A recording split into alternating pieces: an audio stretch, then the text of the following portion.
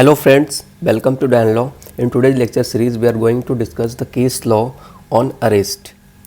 Case law on arrest, like guidelines for police officers while arresting judicial officers. यहाँ पे बात की गई है जुडिशल ऑफिसर्स की अरेस्ट से रिगार्डिंग कि क्या जुडिशल ऑफिसर को अरेस्ट किया जा सकता है। सुप्रीम कोर्ट का एक केस है, Delhi judicial services association versus state of Gujarat, 1991 का केस है। And supreme court laid down the following guidelines for arresting a judicial officers.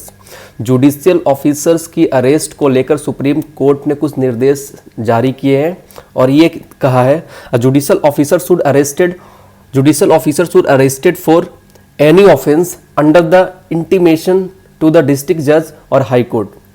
अगर जुडिशियल ऑफिसर को अगर अरेस्ट कर रहे हो तो जुडिशियल ऑफिसर को अरेस्ट करते समय आपको सूचना देना पड़ेगा डिस्ट्रिक्ट जज को या फिर हाई कोर्ट को। ठीक है, हाई कोर्ट को ये बताना बहुत जरूरी है। अगर किसी भी जुडिशियल ऑफिसर को आप अरेस्ट करने जा रहे हैं तो डिस्ट्रिक्ट जज जो वहां का है या फिर हाई कोर्ट जिसके जुडिक्शन में जिस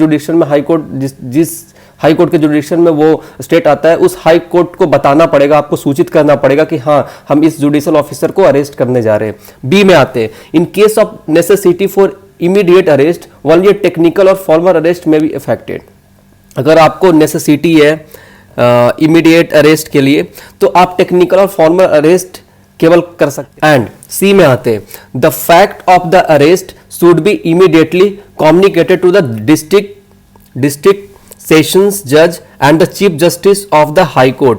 होता क्या है कि जब आप किसी को इमीडिएटली अरेस्ट करना चाहते हैं तो जाहिर सी बात है आपको सूचना देना पड़ेगा डिस्ट्रिक्ट जज को या फिर हाई कोर्ट को सूचना देना पड़ेगा। सूचित करने के लिए आपको डिस्ट्रिक्ट जज या सेशन जज या फिर chief justice of high court के जो मुख्य न्यायाधीश उनसे आपको कम्युनिकेट करना पड़ेगा, उनसे आपको बात करना पड़ेगा, तब आप उसको अरेस्ट कर सकते हैं।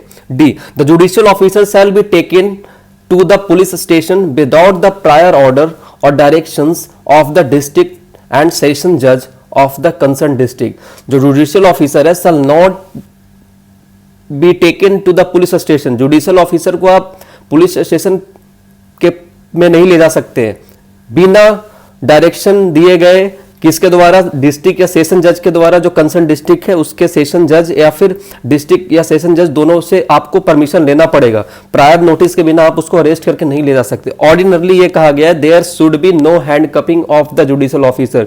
जुडिशियल ऑफिसर्स की हैंड कपिंग आप नहीं कर सकते, उसे हथकड़ी नहीं पहना सकते आप। यहाँ पे ऑर्डिनरली जनरली ये कहा दिया गया कि हैंड कपिंग नहीं अलाउड है, आप उसको हैंड कपिंग नहीं कर सकते। Immediate facilities should be provided to the judicial officer for communication with his family members and legal advisors and judicial officers।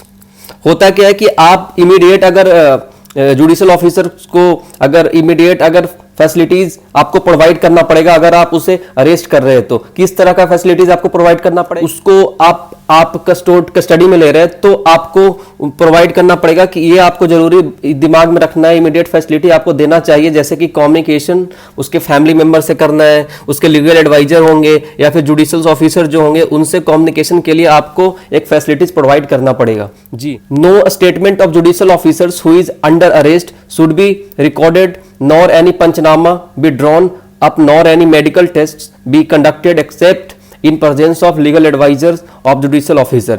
legal advisors judicial officer का प्रेजेंट रहेगा तब उससे आप उसके अरेस्ट या पंचनामा के बारे में बात कर सकते हैं। ठीक है, अगर लीगल एडवाइजर नहीं प्रेजेंट है, जुडिशियल ऑफिसर नहीं प्रेजेंट है तो कोई किसी तरह का स्टेटमेंट आप जुडिशियल ऑफिसर से ले नहीं सकते। आप ये चीज दिमाग में रखिएगा, आप उस जुडिशियल ऑफिसर से कोई स्टेटमेंट नहीं ले सकते। सो ये जो केस था Delhi judicial service association versus state of Gujarat. Thank you so much.